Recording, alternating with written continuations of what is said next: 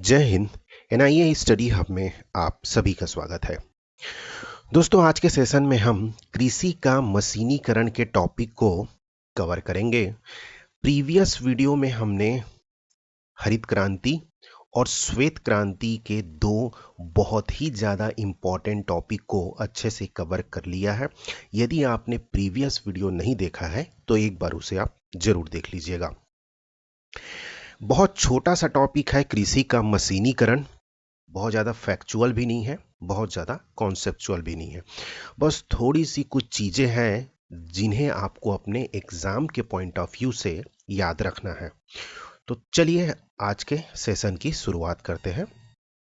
कृषि का मशीनीकरण। देखिए, कृषि का मशीनीकरण का अर्थ कृषि की परंपरागत तकनीकों के स्थान पर यंत्रों एवं उपकरणों का प्रयोग करना है, जो कि बहुत इजी है, आप तो बहुत अच्छे से समझते हैं।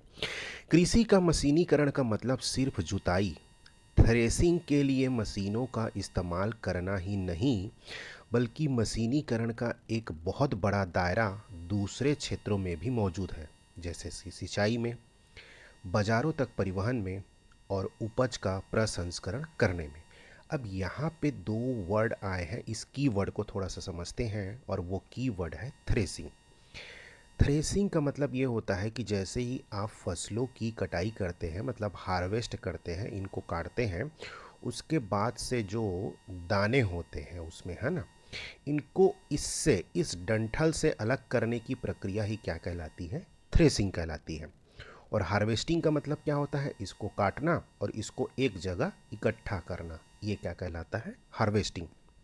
खैर, आप इस चीज़ को समझते होंगे। दूसरा वर्ड आया है इसमें, प्रसंस्करण। क्या है प्रसंस्करण का मतलब? होता है दोस्तों, इंग्लिश में जैसे बोलते हैं हम लोग फूड प्रोसेसिंग, मतलब खाद्य प्रसंस्करण। इसका मतलब ये होता है कि किसी भी एक प्रोडक्ट को, रॉ मटेरियल को, उसके पैकेजिंग तक की प्रक्रिया क्या कहलाती है? प्रसंस्करण कहलाती है। उसको एक नवीन रूप में ढालने की प्रक्रिया क्या कहलाती है? प्रसंस्करण कहलाती है, जिससे उसकी लाइफ बढ़ जाती है। ठीक है, तो यहाँ तक आपने समझा कि ये अब सिंचाई में भी शामिल है, बाज़ारों तक परिवहन में भी हम मशीनों का उपयोग करते हैं और उपज का प्रसंस्करण करते हैं। तो सभी प्रक्रिया भी क्या कहलाती है? मशीनीकरण कहलाती है। अब हम ये देख लेते हैं कि कृषि मशीनीकरण का भारत में स्तर क्या है। देखिए, भारत में लगभग 40 से 45% के साथ पंजाब, हरियाणा और उत्तर प्रदेश जैसे राज्यों में मशीनीकरण का स्तर बहुत ही अधिक है।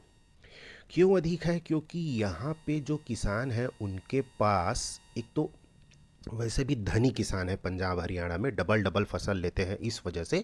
दूसरा, इनके पास क्या है? रकबा बहुत बड़ा होता है। ये एक दूसरा रीज़न है जिसके कारण यहाँ इनको मशीनें यूज़ करने से ज़्यादा फ़ायदा होता है और ईज़िली ये मशीनों का उपयोग कर भी पाते हैं, ड्यू टू द इनके पास पैसे की अधिकता है, ये थोड़े से बड़े किसान हैं। दूसरा, हम देखें भारत में उत्तर पूर्वी राज्यों में मशीनीकरण नगण्य है। क्यों नगण्य है? क्योंकि आप देखेंगे जो सेवन सिस्टर्स हैं हमारे उत्तर पूर्वी राज्यों के, है ना, इनकी एरिया में क्या है? मैदानी समतल भाग नहीं है, बहुत कम एरिया में है। जैसे आप ब्रह्मपुत्र की जो मैदान देखिए, तो मुख्यतः क्या है? असम में ही स्थित है। बाकी जो राज्य हैं उनमें पहाड़ी एरिया का प्रतिशत बहुत ही ज़्यादा है। मतलब उनकी भौगोलिक स्थिति एक सबसे बड़ा रीज़न है कि वहाँ मशीनीकरण नगण्य है। दूसरा, वही रकबा छोटा, और तीसरा वही जो किसान है उसके कारण भी, और बहुत सारे अधोसंरचना है, जो इंफ्रास्ट्रक्चर है उसकी भी कमी है, उसके वजह से उत्तर पूर्वी राज्यों में मशीनीकरण नगण्य है। तो एग्ज़ाम में आपसे पूछा जाएगा कि भारत के किन राज्यों में मशीनीकरण का स्तर अधिक है, तो उत्तर पूर्वी राज्यों का नाम लिखा होगा, तो आपको सबसे पहले उत्तर के राज्यों को देखना है, और उसमें कौन सा है? पंजाब, हरियाणा, उत्तर प्रदेश। इनको आपको नोटिस करके रखना है। देखिए, वैश्विक स्तर पर क्या स्थिति है ये भी देख लेते हैं, ताकि आपको कंपैरिजन करने में कोई दिक्कत ना जाए। कृषि का मशीनीकरण का स्तर अभी अमेरिका में देखिए 95% है, चीन में 57% है और ब्राज़ील जैसे देश में भी 75% है। और ये भारत भारत इसकी तुलना में बहुत ही कम है, क्योंकि हमारे यहाँ 40 से 45% है। अभी भी मशीनीकरण में हमें काम करने की आवश्यकता है। तो ये देख लिया हमने वैश्विक स्तर पर, और दूसरा देख लिया हमने देश के स्तर पर, कि इन 2-3 पॉइंटों को आपको याद रखना है दोस्तों। ये 40 से 45% और इन राज्यों को, उत्तर पूर्वी राज्यों में मशीनीकरण नगण्य है, इसको याद रख लीजिएगा। अब सिंपल सा इसमें कुछ नहीं है, इसके सकारात्मक और नकारात्मक प्रभाव को देख लेते हैं। और ये बहुत इजी कीवर्ड है, बहुत भारी भरकम नहीं है, इजीली आपको समझ में आ जाएगा। पहला है कि वाणिज्यिक कृषि की ओर बदलाव। बिल्कुल सही है। यदि आपके पास संसाधन कम है तो आप सिर्फ क्या कर रहे हैं, अपने लिए खाद्यान्न का उत्पादन कर रहे हैं। अभी आप वाणिज्यिक कृषि नहीं कर रहे हैं। जब आपके पास संसाधन बढ़ेगा तो बट ऑब्वियस है भाई कि आप अपने उत्पादन को भी बढ़ाएंगे, और उत्पादन जैसे बढ़ेगा आप क्या करेंगे, उसको सेल करेंगे। तो क्या होगा, ये वाणिज्यिक कृषि की ओर बदलाव को होता है इससे। दूसरा, समय की दक्षता। बहुत ही ईजी है ना भाई, इससे समय बचता है। उपज में वृद्धि। बिल्कुल सही है, उपज में इससे वृद्धि होती है, क्योंकि जो काम आप 15 दिन में करते हैं 1 महीना में करेंगे, वही क्या करेगा, ये मुश्किल से उसके 5 दिन 6 दिन 1 हफ्ते में करके दे देगा ये।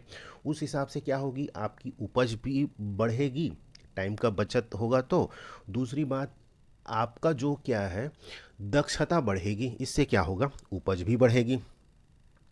इनपुट लागत में कमी। इनपुट लागत में कमी का मतलब ये है कि जैसे हम शुरू में क्या करते हैं, बीज तैयार करते हैं, और क्या बोलते हैं, जब फसल की तैयारी करते हैं तो उस समय जब हम क्या करते हैं, पहले मैनुअली करते थे, अब हम क्या कर रहे हैं, मशीन का उपयोग कर रहे हैं। तो इसकी मजदूर अधिक लगते थे, उस संख्या में क्या हो गया, मशीन किफ़ायती रुपए में कर रहा है, उसकी पैसे की ज़्यादा वो नहीं पड़ रही है, लागत नहीं लग रही है। तो इसके कारण इनपुट लागत में कमी हो रही है। श्रम समस्या का समाधान। श्रम समस्या का समाधान मतलब जो हमें लेबर लगते थे वो अब लेबर की बहुत ज़्यादा आवश्यकता नहीं पड़ती है। ये हो गया श्रम समस्या का समाधान। फिर है प्रभावी भूमि उपयोग के कारण फसल क्षेत्र में वृद्धि। अब क्या कर रहे हैं, मशीनों के कारण आप अधिक से अधिक क्षेत्रों में क्या कर पा रहे हैं, उत्पादन कर पा रहे हैं, इसके कारण फसल क्षेत्र में वृद्धि हो रही है। उन्नत अंकुरण। पहले मैनुअली अंकुरण करते थे, है ना, श्रम बल के सहायता से करते थे। अब क्या कर रहे हैं, मशीन की सहायता से हम अंकुरण की प्रक्रिया को कर रहे हैं, तो उन्नत अंकुरण भी हो रहा है।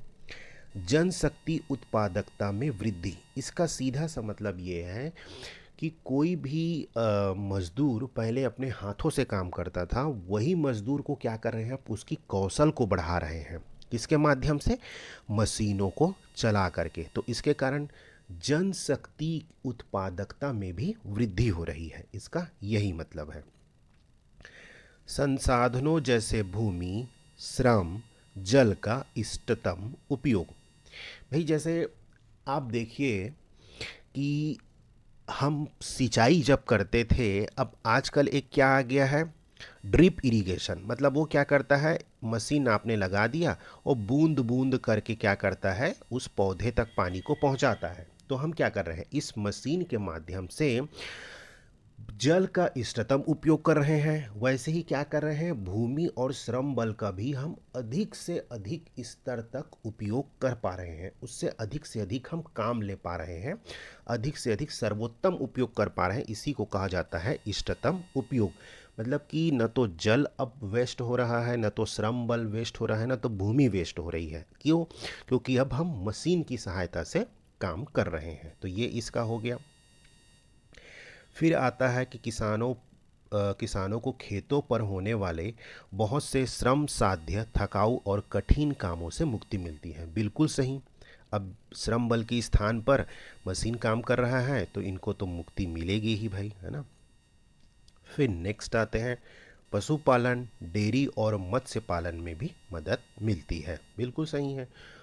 वर्तमान में आप देखें जहाँ पे दूध का उत्पादन बहुत ज़्यादा होता है, वहाँ मशीनों से क्या किया जाता है, दूध क्या निकाला जाता है गायों से। तो ये सब क्या है, ये सभी मशीनीकरण के कारण हमारे दैनिक जीवन ने बहुत आसान बना दिया है मशीनीकरण ने, और इससे मनुष्य का विकास, सर्वांगीण विकास हो रहा है, आप ये समझिए। तो ये हमने देख लिया इसके सकारात्मक प्रभाव। अब देखते हैं कि इसके कुछ नकारात्मक प्रभाव क्या हैं। पहला तो है उच्च लागत। बिल्कुल सही।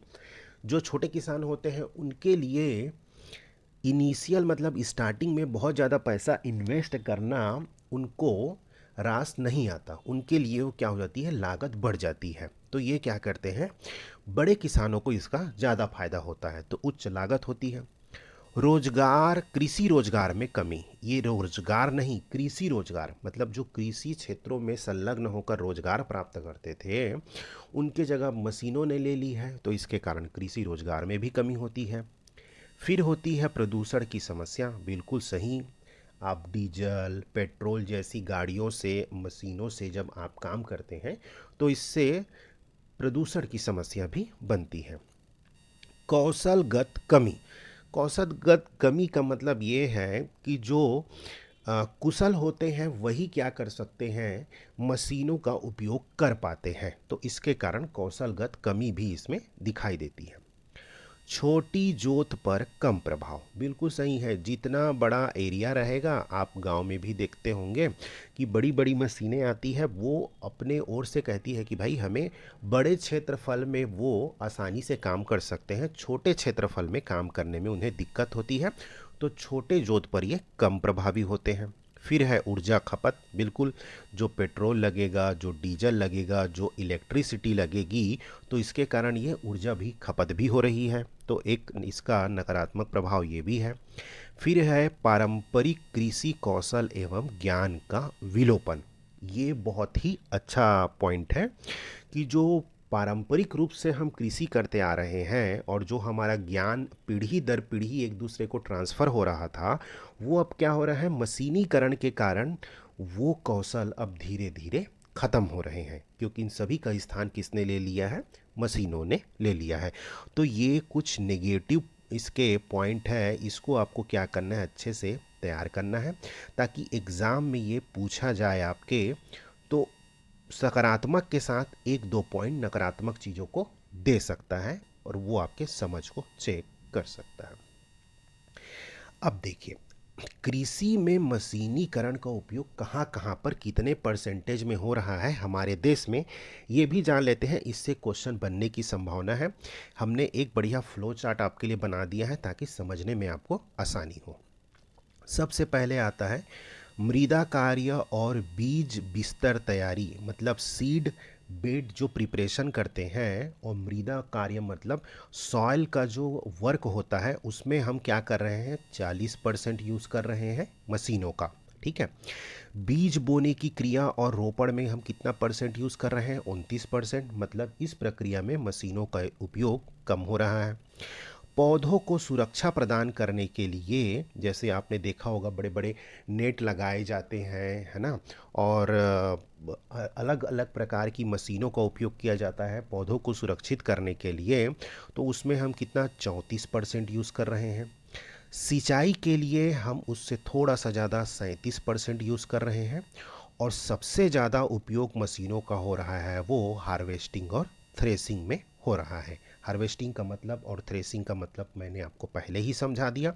तो प्रीलिम्स में ये पूछा, सॉरी प्रीलिम्स बोल रहा हूँ, जब आपके एग्ज़ाम में ये पूछा जाएगा कि कहाँ पर सबसे ज़्यादा मशीनीकरण होने की संभावना है या मशीन का उपयोग किया जाता है, तो वो प्रक्रिया है हार्वेस्टिंग और थ्रेसिंग।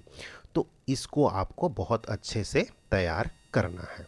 ये हो गया, ज़्यादा कुछ चीज़ें हैं नहीं। एक ये है कृषि मशीनीकरण उप मिशन। यहाँ पे उप मिशन लिख दीजिएगा, मैं नोट्स में आपके लिख दूंगा। यहाँ पे उप मिशन थोड़ा सा प्रिंट मिस्टेक है, कृषि मशीनीकरण उप मिशन ये है, मैं नोट्स में आपको इसको प्रोवाइड कर दूंगा। इसका मतलब होता है, यहाँ पे हमने इसका इंग्लिश का मतलब भी लिख दिया है, the sub mission on agriculture mechanisation, ये है SMAM, कृषि मशीनीकरण उप मिशन। तो ये क्या है? देश में कृषि मशीनीकरण को बढ़ावा देने के लिए योजना प्रारंभ की गई है। इस योजना को हम योजना वाले टॉपिक में भी डाल सकते थे, लेकिन मेरा मानना है कि आप उसमें पढ़ेंगे तो बहुत सारी योजनाएं हो जाएंगी, और ये भारत सरकार ने मशीनीकरण के लिए बहुत ही डिटेल से और मुख्य रूप से मशीनीकरण के लिए ही योजना चला रही है गवर्नमेंट। तो इसे आपको थोड़ा सा देखना चाहिए। इसकी शुरुआत कब हुई थी? वर्ष 14-15 में हुई थी। इसका मंत्रालय कौन है? मंत्रालय है कृषि और किसान कल्याण मंत्रालय। योजना का प्रकार केंद्र प्रायोजित योजना। हमने पहले ही जब मैं योजना का टॉपिक पढ़ाया था आपको तो बता दिया था कि योजना के प्रकार क्या होते हैं और केंद्र प्रायोजित योजना और केंद्र क्षेत्रक योजना क्या होती है, तो वो एक बार आप देख लीजिएगा। लक्ष्य इसमें क्या रखा गया है? देखिए, लक्ष्य इसमें रखा गया है कि लघु और सीमांत किसानों को तथा उन दुर्गम क्षेत्रों में जहां कृषि हेतु विद्युत की उपलब्धता कम है, कृषि मशीनीकरण का पहुंच बढ़ाना है। ठीक है, मतलब जहां पे सबसे बड़ा तो इसका नकारात्मक प्रभाव था कि छोटे और सीमांत किसान मशीनीकरण का उपयोग नहीं कर पा रहे हैं, तो उनको लक्षित किया गया है। दुर्गम क्षेत्रों, जैसे हमने देखा उत्तर पूर्वी राज्य, ये दुर्गम क्षेत्रों की एक हिसाब से दृष्टिकोण के तहत आते हैं, तो उन क्षेत्रों में भी क्या किया जा रहा है? मशीनीकरण का पहुंच बढ़ाना चाहते हैं, तो ये इनका लक्ष्य हो गया। बहुत ही इजी टॉपिक है। दूसरा, इसका उद्देश्य क्या है? उद्देश्य है पूरे देश में स्थित नामित परीक्षण केंद्रों पर कृषि मशीनों का प्रदर्शन, परीक्षण और प्रमाणन सुनिश्चित करना। मतलब जो कुछ ऐसे सेंटर्स हैं वहाँ पे क्या करना है? कृषि मशीनों का प्रदर्शन करना है, ताकि किसान उसके बारे में जाने, उसके बारे में समझे, है ना, और उसका परीक्षण हो सके, उसके बाद उसका क्या हो? उपयोग करने के लिए सुनिश्चित किया जा सके। तो ये किया जाएगा। लघु और खंडित भूमि जोत तथा व्यक्तिगत स्वामित्व की उच्च लागत के कारण उत्पन्न होने वाली प्रतिकूल अर्थव्यवस्थाओं को दूर करने के लिए कस्टम हायरिंग सेंटर और हाई वैल्यू मशीनों के हाईटेक हब को बढ़ावा देना। अब यहाँ पर एक वर्ड आया है दोस्तों, कस्टम हायरिंग सेंटर। इसका क्या मतलब है? देखिए, इसका वही मतलब है कि सरकार क्या करेगी, कुछ सेंटर बनाएगी जिसको क्या कहा जाएगा? CHC, मतलब कस्टम हायरिंग सेंटर। यहाँ पे किसान क्या करेंगे? मशीनों को आकर देखेंगे और अपने ज़रूरत के हिसाब से मशीनों को क्या करेंगे? किराए पर ले सकेंगे। कुछ मशीनें उनसे बिगड़ती है तो वो क्या करेंगे? वहाँ पर उससे संबंधित समस्याओं का समाधान करा सकेंगे। तो उन्हें महंगे महंगे मशीन खरीदने की ज़रूरत नहीं पड़ेगी, वो यहाँ से सीधे सीधे किराए में ले सकते हैं। तो ऐसे सेंटर्स बनाए जाएंगे। किसके लिए? जो उच्च लागत के कारण किसान नहीं ले पाते हैं। दूसरा, लघु और खंडित भूमि जोत के कारण, वही छोटे किसानों को ध्यान में रखा गया है। तो ऐसे किसान यहाँ पर जा कर के मशीनों को क्या करेंगे? किराए पर ले पाएंगे। और क्या होगा? हाई वैल्यू मशीनों का हाईटेक हब को बढ़ावा देना है, तो मशीनों के उपयोग को बढ़ावा देना है। ऐसी मशीनें जो हाई वैल्यू पर क्या कहते हैं, रखती है, अपना स्थान रखती है, ऐसे मशीनों का हाईटेक हब बनाना है उन क्षेत्रों को। अब इसमें एक प्रमुख बिंदु जो आता है वो है, इसके तहत पूर्वोत्तर राज्यों के अलावा अन्य राज्यों हेतु 40 से 50% की सीमा तक विभिन्न प्रकार के कृषि उपकरण और मशीनरी की खरीद हेतु सब्सिडी प्रदान की जाएगी। मतलब सरकार इसमें, आप मशीन खरीदेंगे तो कुछ क्या करेगी? सब्सिडी भी देगी। तो आई होप ये टॉपिक आपका अच्छे से क्लियर हो गया। इस योजना को, ये मैं करेक्ट कर दूंगा, इस योजना को आपको क्या करना है? अच्छे से प्रिपेयर करना है। इसके बाद हम नेक्स्ट में देखेंगे पशुपालन। वो भी छोटा सा टॉपिक है, कुछ बहुत भारी टॉपिक नहीं है, आप तो बचपन से उसको पढ़ते आ रहे हैं, कोई दिक्कत नहीं होगी। तो चलिए दोस्तों, इसका मैं क्या करूँगा? टेलीग्राम चैनल में अपलोड कर दूंगा, हिंदी और इंग्लिश दोनों नोट्स को। तो thank you so much. Next session में आपसे मिलते हैं, तब तक के लिए अपना बहुत ख्याल रखिए। जय हिंद।